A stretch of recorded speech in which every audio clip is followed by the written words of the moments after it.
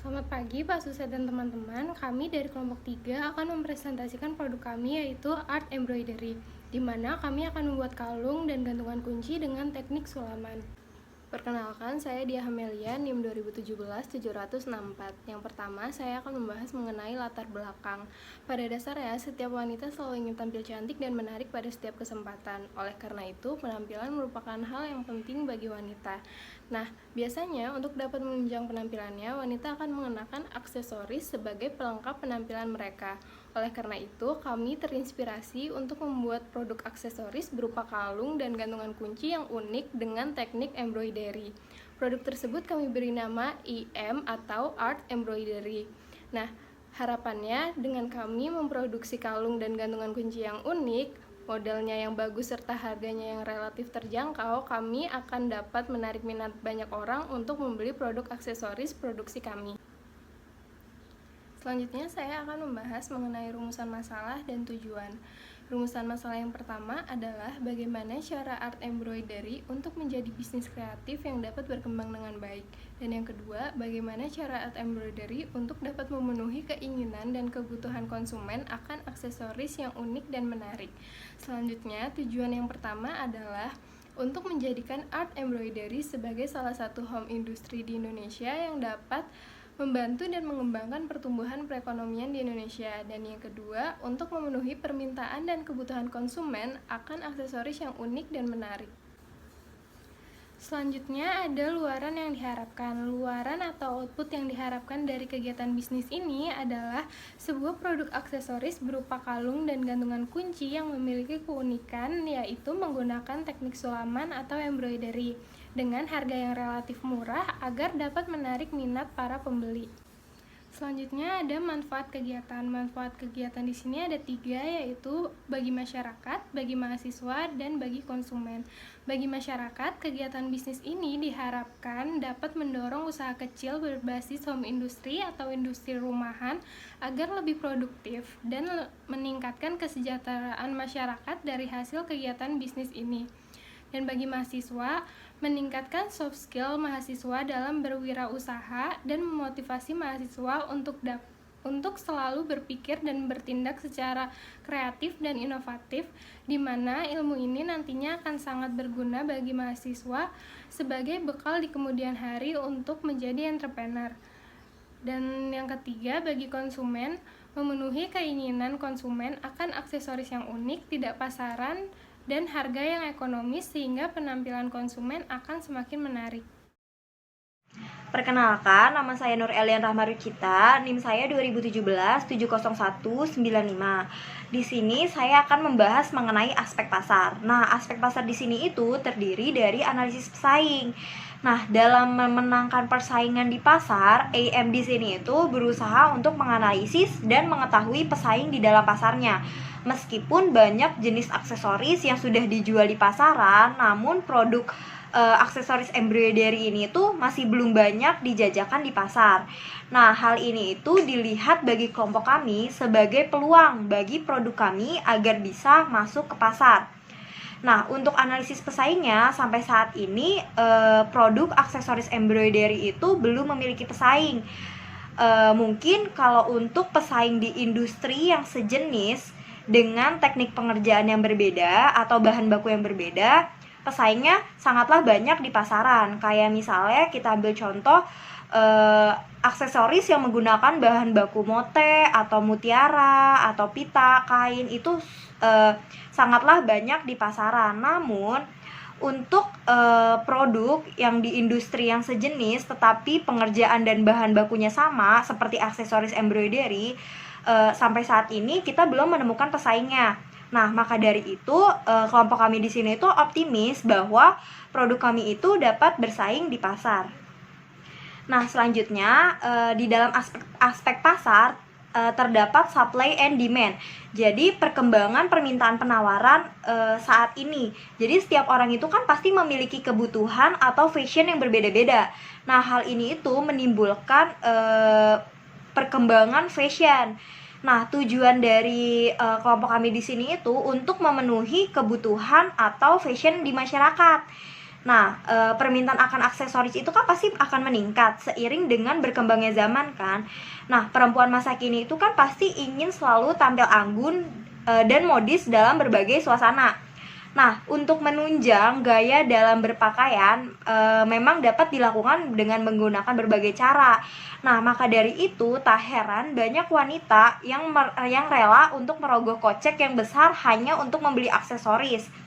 Nah, hal ini itu membuat permintaan akan aksesoris itu meningkat. Nah, di mana bisnis aksesoris wanita itu sangat laris diserbu oleh pasar, terutama kaum wanita.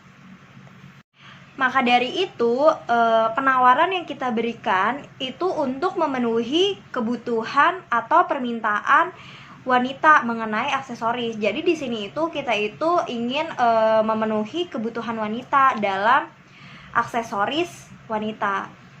Nah, selanjutnya itu ada prospek permintaan dan penawaran di masa yang akan datang. Nah, pastikan dengan meningkatnya pendapatan serta keinginan wanita kan untuk tidak ketinggalan tren serta nah ini tuh akan membuat nih perkembangan akan permintaan aksesoris itu pasti semakin meningkat.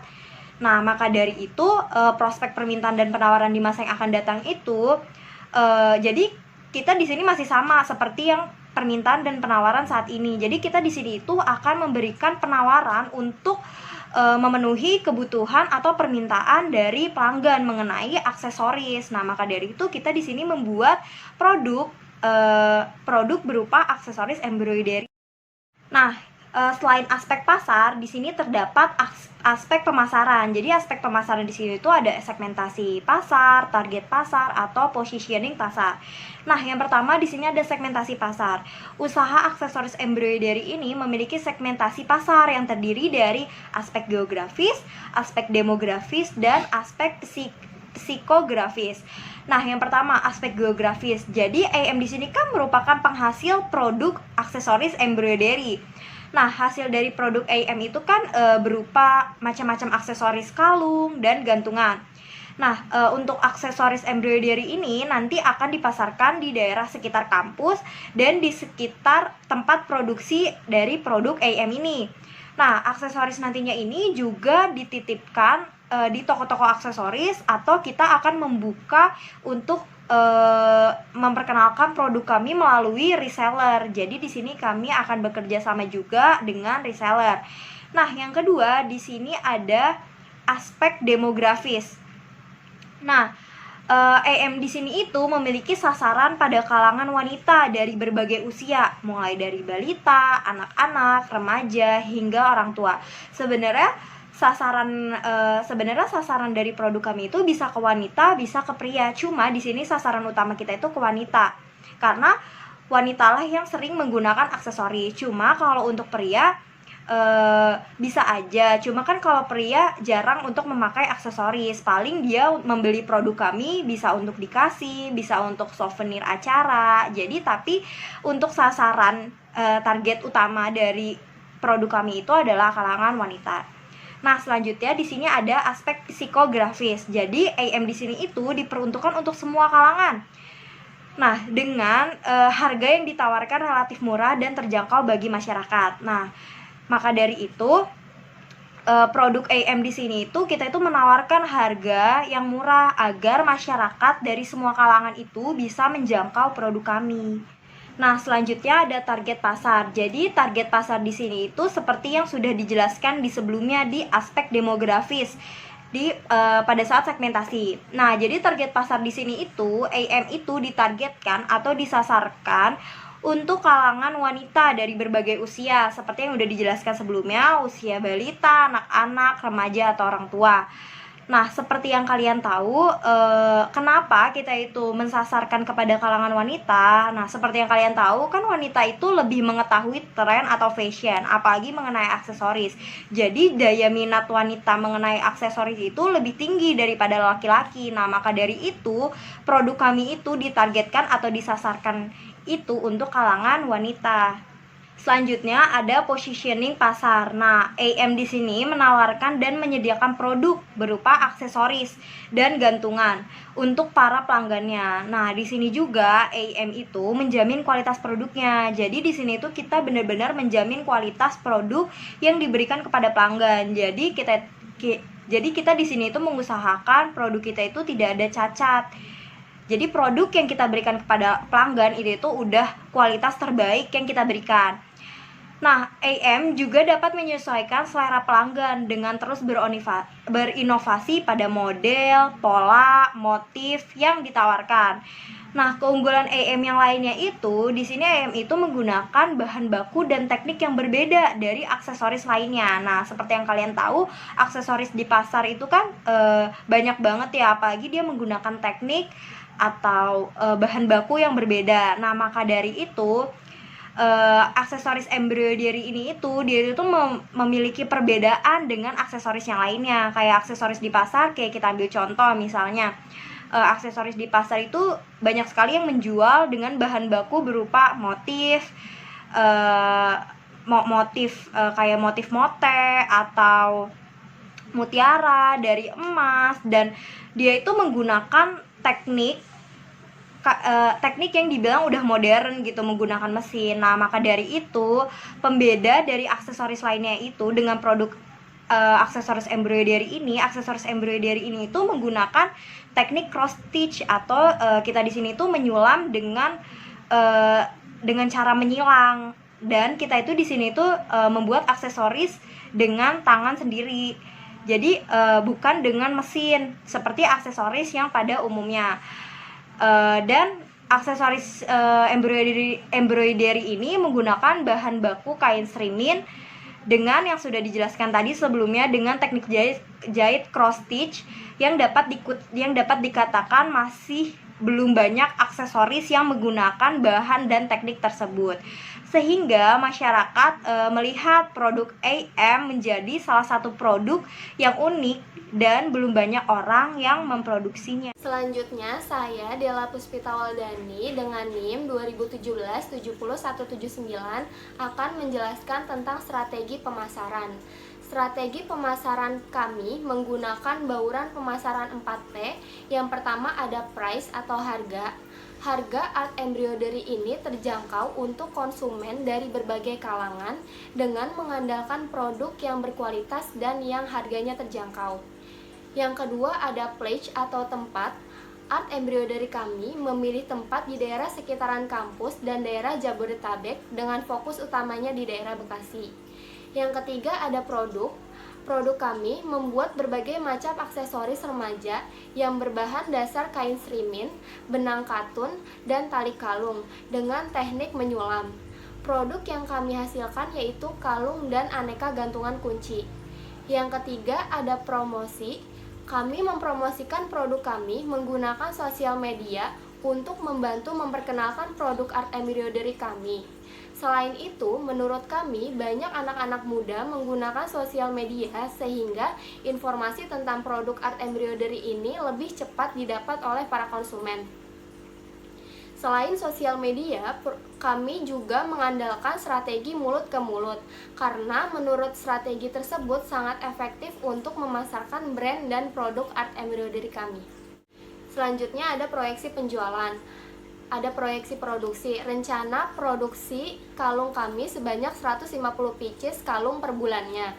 Produk dijual dengan seharga 26.000 per pieces. Lalu rencana produksi gantungan yang akan dihasilkan adalah sebanyak 150 pieces gantungan per bulannya. Produk dijual seharga 24.000 per pieces. Selanjutnya ada proyeksi cost. Untuk cost kalung sendiri per pieces dari total cost dibagi rencana produksi. Total cost untuk kalung yaitu 2.264.500 dibagi produksi yang kami hasilkan yaitu 150 pieces. Jadi cost untuk kalung per pieces yaitu 15.097 perak per pieces. Yang kedua untuk gantungan. Cost gantungan per pieces dari total cost dibagi rencana produksi. Total cost gantungan itu 2.062.000 dibagi 150 pieces. Jadi cost gantungan per pieces itu 13.747 per pieces. Selanjutnya, ada cara penentuan harga. Penentuan harga dari penjualan aksesoris kalung dan gantungan kunci yaitu dengan menambahkan markup sebesar 70% dari harga pokok penjualan. Yang pertama untuk kalung. Jadi, kos kalung dikali 170%. Kos kalungnya itu 15.097 perak dikali 170% menjadi 25.665 sehingga harga yang kami tentukan yaitu 26.000 per pieces kalung. Yang kedua ada gantungan kunci yaitu kos gantungan kunci dikali 170%, kos gantungan kuncinya 13.747 dikali 170% menjadi 23.370 sehingga harga yang kami tentukan untuk gantungan kunci adalah 24.000 per biji. Yang terakhir ada analisis SWOT yaitu strength. Yang pertama adalah menggunakan bahan dasar yang mudah ditemukan. Yang kedua, memiliki harga yang terjangkau. Yang ketiga, memiliki kualitas produk yang baik. Yang keempat, produk bersifat unik, inovatif, dan kreatif. Selanjutnya ada opportunities. Yang pertama, produk memiliki bentuk aksesoris yang beragam. Yang kedua, memiliki customer segment pasar terbuka. Selanjutnya ada weakness. Weakness yang pertama, ketergantungan terhadap supplier. Yang kedua, waktu yang dibutuhkan untuk memproduksi cukup lama. Selanjutnya itu ada threats. Threats-nya itu yang pertama, bahan dasar kain srimin akan rusak apabila salah membuat pola. Yang kedua, perubahan minat dan perilaku konsumen dapat menyebabkan produk tidak diminati lagi. Selanjutnya, saya Velandia Driavero dengan NIM 2017-769 akan melanjutkan presentasi tentang aspek produksi dan operasi. Nah, di produk kami yaitu art embroidery ini, alat dan bahan yang diperlukan yaitu mini hoop, kain stirmin, benang, jarum, gantungan kunci, tali kalung, tang, lem, dan juga kancing sebagai bahan penambah. Dapat dilihat di slide selanjutnya, berikut ini rancangan-rancangan biaya yang kami gunakan dalam satu kali produksi. Yang pertama di sini ada packaging dan peralatan. Peralatan yang kami gunakan ada jarum sulam, gunting, dan tang, di mana jarum sulam yang akan kami gunakan sebanyak setengah set dengan harga satuan 10.000, maka jumlah biayanya menjadi 5.000. Lalu ada gunting yang kami gunakan sebanyak 2 piece dengan harga satuan 2.000 dengan jumlah biaya 4.000. Lalu ada tang, kita menggunakan sebanyak 2 buah dengan harga satuan 15.000 lalu dengan jumlah biaya sebanyak 30.000. Lalu jika ditotal, subtotalnya menjadi 39.000 rupiah. Lalu yang kedua ada packaging. Packaging yang kami gunakan terdiri dari 2 yaitu ada plastik ziplock dengan card display holder aksesoris, di mana plastik ziplock ini kami menggunakan sebanyak 300 piece dengan harga satuan Rp160 dan jika ditotal jumlah biayanya menjadi 48.000. Lalu ada card display holder, kita menggunakan 300 piece dengan harga satuan Rp500 dan jika ditotal jumlah biayanya menjadi Rp150.000. Untuk packaging ini subtotalnya menjadi Rp198.000. Lalu selanjutnya kita akan masuk ke bahan yang akan kami keluarkan untuk masing-masing produk dari art embroidery ini. Yang pertama ada kalung. Bahan-bahan yang kami gunakan itu ada kain srimin, mini hoop, benang sulam, tali kalung, lem, kancing, dan kertas pola gambar. Yang pertama, kain srimin yang kami gunakan sebagai bahan utama ini sebanyak 1 lembar, di mana harga satuannya sebanyak 10.000 per lembar dengan jumlah biaya yang kami keluarkan sebanyak 10.500. Lalu yang kedua ada mini hoop sebesar 5 cm dengan sebanyak 150 piece dengan harga satuan 9.500 dengan jumlah biaya yang kami keluarkan 1.425.000. Lalu ada benang sulam sebagai bahan utama dengan jumlah yang kami gunakan sebanyak 25 piece dengan harga satuan 1.250 dan harga yang kami keluarkan sebanyak 31.250. Lalu ada tali kalung sebagai bahan utama juga yang kami gunakan sebanyak 150 piece dengan harga satuan 2.000 dan jumlah biaya 300.000. Lalu ada lem sebanyak 7 mili per piece-nya itu kami menggunakan 5 piece lem dengan harga satuan 5.450 sehingga jumlah biaya yang kami keluarkan sebanyak 27.250. Lalu ada kancing sebagai bahan pelengkap dari kalung ini yang kami gunakan sebanyak 50 piece dengan harga satuan 150 dan jika ditotal menjadi 7.500. Lalu ada kertas pola gambar, di mana kertas pola gambar ini tidak mengeluarkan biaya dikarenakan dapat dicari referensi lain dari buku ataupun dari Google. Lalu subtotalnya jika ditotal menjadi 1.801.500. Selanjutnya ada gantungan kunci. Di gantungan kunci ini bahan-bahannya tidak beda jauh dengan kalung.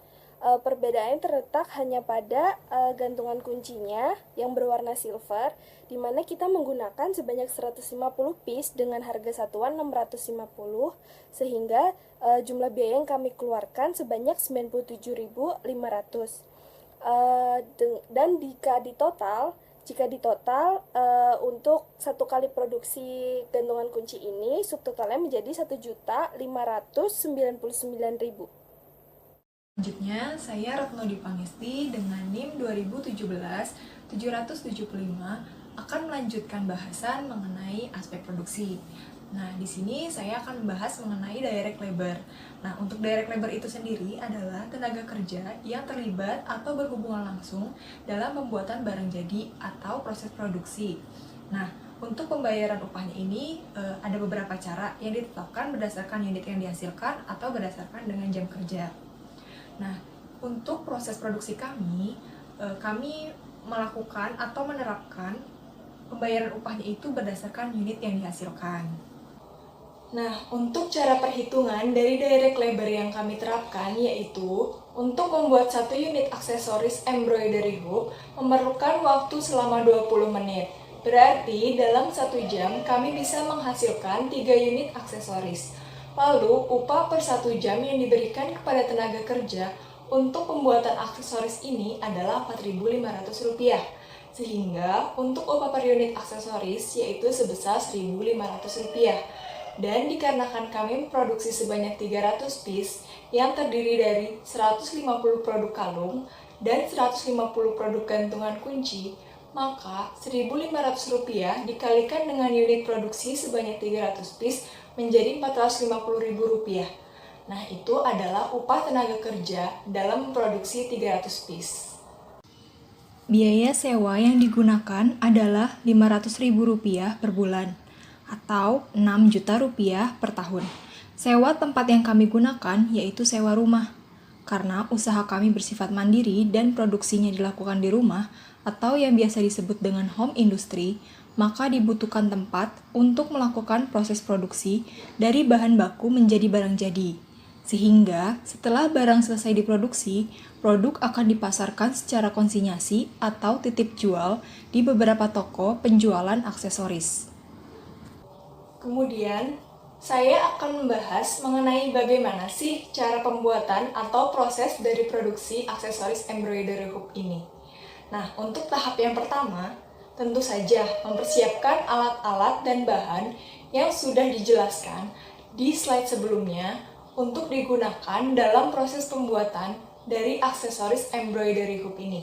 Nah, untuk tahap yang kedua, selanjutnya ukur kain dan sesuaikan dengan lingkar cangkang hoop yang nantinya akan digunakan dan lakukan sulaman pada kain yang sudah diukur tadi dengan membuat pola yang diinginkan serta berikan bahan pelengkap seperti kancing atau pernak-pernik lain apabila dibutuhkan. Kemudian tahap ketiga, potong kain melebihi lingkar cangkang hoop sekitar 3 atau 5 cm. Kemudian rapikan sisa kain di bagian belakang dengan cara menjahit tusuk jelujur dan ditutup dengan kain flanel atau bisa juga direkatkan dengan tutup cangkang hoop menggunakan lem uhu. Untuk tahap yang keempat, setelah selesai dan merapikan, kemudian tambahkan bahan utama yaitu tali kalung atau gantungan kunci yang dikaitkan pada cangkang hoop dan dikencangkan dengan menggunakan tang. Nah, ini adalah contoh dari produk kami, yaitu kalung.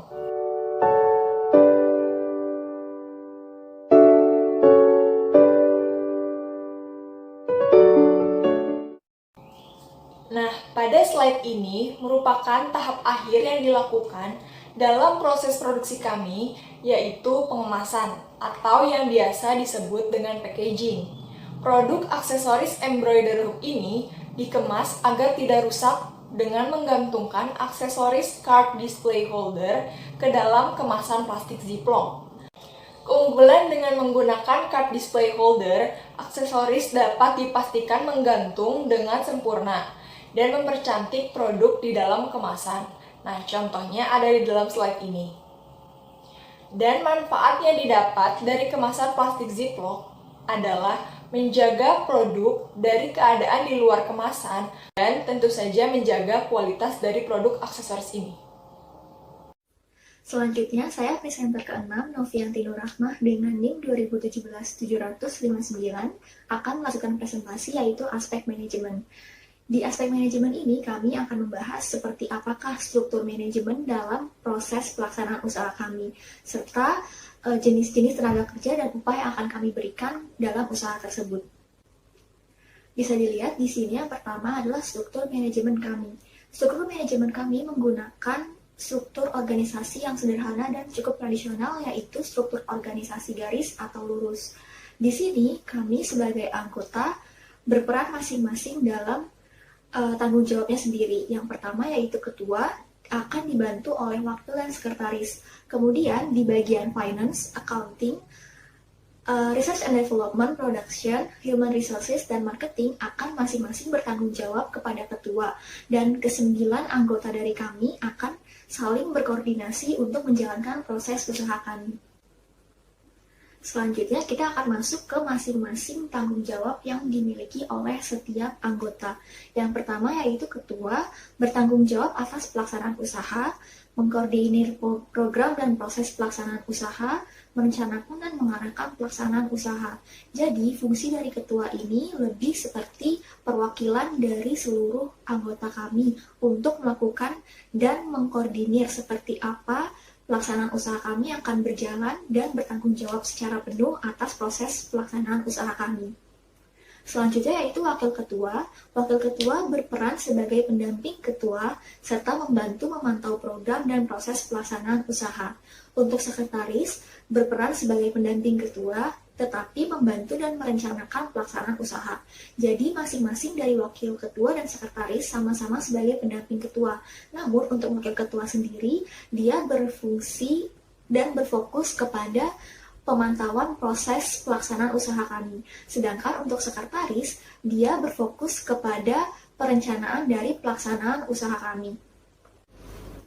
Selanjutnya yaitu finance. Di sini finance akan mengelola pengumpulan dan pengalokasian dana usaha, serta membuat rencana keuangan usaha.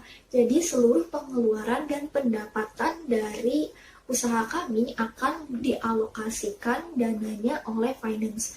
Dan laporan keuangan dan rencana keuangan usaha ini akan dibuat oleh finance mulai dari target serta proyeksi pendapatan dari usaha kami. Selanjutnya yaitu accounting. Accounting di sini mencatat transaksi terkait pelaksanaan usaha dan mempersiapkan serta menyajikan laporan keuangan. Accounting akan berkoordinasi secara langsung dengan finance seperti apakah transaksi yang terjadi selama proses pelaksanaan usaha dan menyajikan laporan keuangan atas transaksi tersebut. Research and Development bertugas untuk merencanakan aktivitas dan pelaksanaan usaha serta mengembangkan produk usaha. Jadi, sebelum produk kami dibuat, tugas R&D yaitu untuk meriset seperti apa bahan-bahan yang sekiranya akan cocok untuk produk kami. Lalu setelah produk kami dijual ke pasaran, tugas R&D yaitu untuk melihat perkembangan dari produk usaha kami. Pertama dari produk kami, apakah sudah sesuai dengan minat konsumen atau belum. Jika belum sesuai dengan minat konsumen, maka tugas R&D akan mengembangkan produk kami sehingga sesuai dengan permintaan dari pelanggan. Lalu ada production, yaitu bertugas untuk mengelola dan merencanakan proses produksi, serta menjaga dan memelihara aktivitas produksi. Jadi, selama proses produksi ini, production akan bertanggung jawab penuh atas pelaksanaan produksi tersebut, serta memelihara aktivitas produksi tersebut. Selanjutnya yaitu human resources. Di sini berfungsi untuk mengelola dan memelihara sumber daya manusia serta menjaga kesejahteraan anggota dan sumber daya manusia. Dan yang terakhir adalah marketing, merencanakan pemasaran dan promosi produk serta memenuhi dan melayani keinginan konsumen. Jadi tugas marketing yaitu setelah produk selesai diproduksi, marketing akan bertugas untuk melakukan promosi dan pemasaran produk kami kepada target pasar kami. Selanjutnya adalah jenis pekerjaan atau jenis tenaga kerja yang kami gunakan dalam proses pelaksanaan usaha kami. Yang pertama adalah tenaga kerja utama.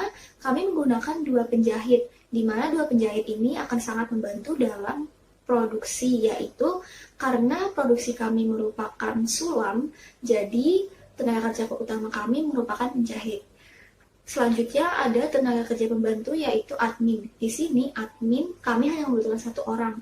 Biasanya admin akan memegang akun online shop atau akun sosial media kami untuk secara langsung berkomunikasi dengan pelanggan. Lalu untuk upah dan gaji tenaga kerja, yang pertama adalah penjahit. Kami mengeluarkan sebesar 4.500 per jam, di mana 1 jam ini penjahit akan menghasilkan sekitar 3 pieces produk. Jadi karena 4.500 untuk 3 pieces produk, sedangkan pada bulan pertama kami menghasilkan 300 pieces, total 300 pieces produk, maka dalam 1 bulan kami akan mengeluarkan 450.000 untuk upah penjahit.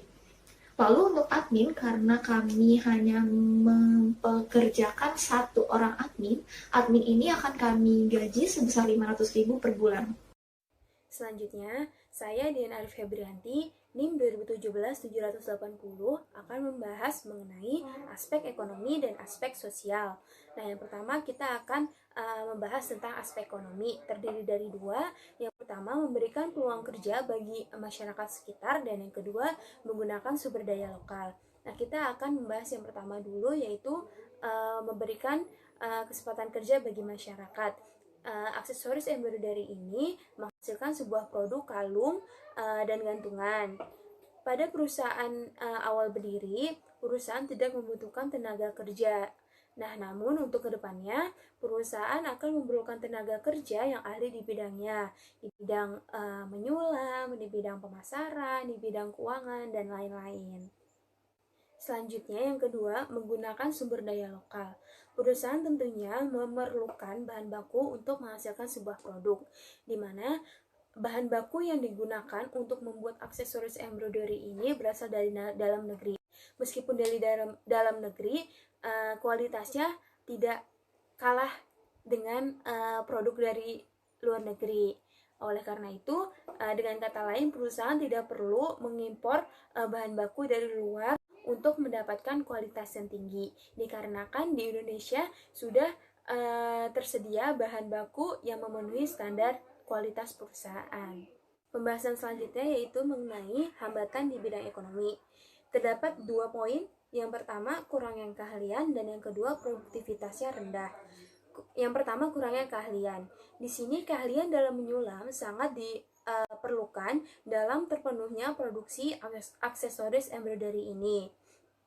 Seberapa banyak produk yang diproduksi, maka akan berpengaruh terhadap keahlian menyulam ini, di mana sekarang jarang sekali ada profesi menyulam. Padahal keahlian dalam menyulam ini sangat dibutuhkan dalam memenuhi kebutuhan produksi perusahaan.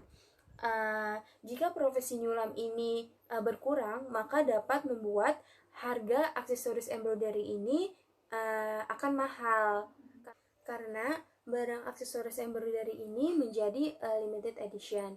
Dengan begitu, konsumen akan mencari produk pengganti. Lalu pembahasan yang kedua, produktivitas rendah.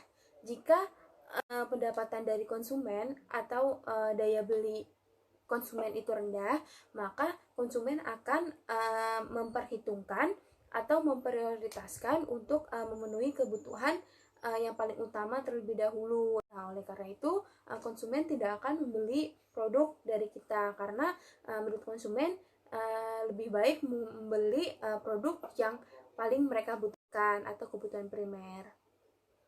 Pembahasan selanjutnya yaitu mengenai aspek sosial. Tujuan utama didirikannya sebuah perusahaan adalah untuk mendapatkan profit yang sebesar-besarnya. Namun demikian, perusahaan itu tidak bisa hidup sendirian.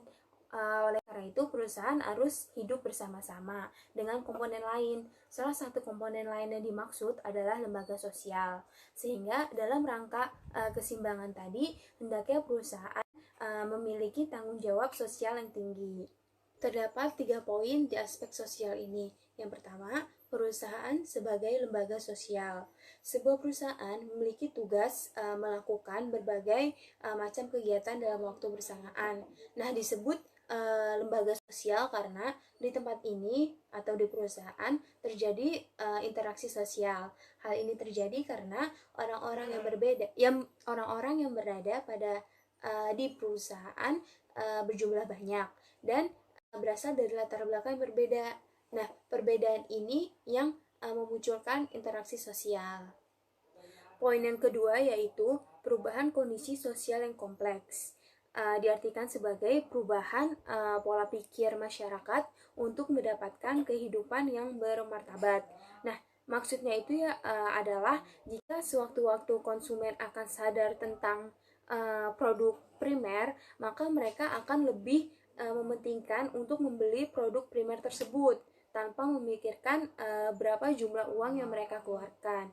Nah, oleh karena itu mereka atau konsumen tidak akan membeli produk sekunder seperti produk kami. Selanjutnya, poin yang ketiga, perubahan dalam masyarakat pluralistik. Maksud dari masyarakat pluralistik adalah sebuah kehidupan berbagai kelompok yang mempengaruhi lingkungan perusahaan dalam mendapatkan harapan-harapan sosial, ekonomi, serta politik. Nah, masing-masing kelompok berusaha mengembangkan diri supaya fungsi sistem itu efektif. Nah, berkaitan dengan hal tersebut, hendaknya bisnis memiliki manfaat-manfaat sosial yang hendaknya diterima oleh masyarakat. Contohnya seperti yang pertama, membuka lapangan kerja baru, meningkatkan mutu hidup, memberikan tren positif, dan berpengaruh positif pada masyarakat. Saya Bella Nun Putri, NIM 2017-754 akan melanjutkan penjelasan yang tadi sudah dijelaskan oleh Zahra tentang payback period. Nah, yang pertama itu ada biaya investasi, di mana kita ini untuk sewa rumahnya sebesar 500.000. Terus yang kedua itu ada rumus payback period. Rumusnya itu investasi dibagi laba bersih dikali 12 atau 1 tahun, di mana investasinya itu sebesar 500.000 dibagi laba bersihnya itu 7.500.000 dikali 12 dapat 0,8. 0,8 ini dikali 12 jadinya 10 bulan. Nah, selanjutnya itu ada cash flow. Nah, di sini ada art embroidery statement of cash flow. Yang pertama itu ada arus kas dari kegiatan operasional. Kas yang diterima dari pelanggannya itu sebesar 7.500.000. Kas untuk membeli bahannya itu 4.048.500. Dan kas untuk membayar biaya operasionalnya itu sebesar 700.000. Kas untuk sewa rumahnya 500.000. Terus aliran kas bersih dari kegiatan operasionalnya 2.251.500. Selanjutnya ada arus kas dari kegiatan investasi, di mana kas untuk membeli peralatannya 78.000, aliran kas bersih dari kegiatan investasinya juga 78.000. Kenaikan kasnya itu 2.173.500. Saldo kas awalnya 5 juta dan saldo kas akhir periode selama 1 bulannya itu 7.173.500. Nah, selanjutnya saya akan menjelaskan tentang net present value dan internal rate of return. Nah, di sini kita mengambil data dari OJK. Itu kita ambil PT Bank Rakyat Indonesia dengan korporasinya itu 9,95, retailnya 9,90, mikronya 17,25, KPR-nya 9,90 dan non KPR-nya sebesar 12,00. Nah, di sini ada return on asset, di mana laba bersih setelah pajak dibagi total aset. Jadinya laba bersih setelah pajaknya itu 2.383.522 dibagi dengan total asetnya sebesar 4.326.500. Return on asetnya dapat 55%. Nah, selanjutnya ada proyeksi penjualan per bulan. Dengan diskontonya 12%, penjualan per bulannya itu 300 piece dari 2 variasi, kalung dan gantungan kunci. Terus arus kasnya itu untuk yang pertama itu sebesar 4.326.500. Nah, untuk penjualan bulan pertama sampai bulan ketiga itu sama, 3.830.522. Nah, untuk net present value-nya itu sebesar 3.514.610 dan internal rate of return-nya itu sebesar 39%. Nah, di sini tuh net present value itu kan merupakan selisih antara pengeluaran dan pemasukan yang telah didiskonto menggunakan diskon faktor. Nah, di sini NPV-nya itu lebih dari 0, maka proyek investasinya itu layak diterima karena dia positif.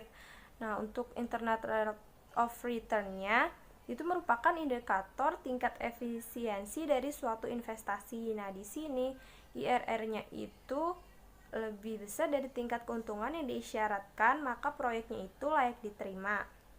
Nah, selanjutnya ada kesimpulan. Jadi, art embroidery itu merupakan inovasi produk yang memadukan kreativitas dan keindahan.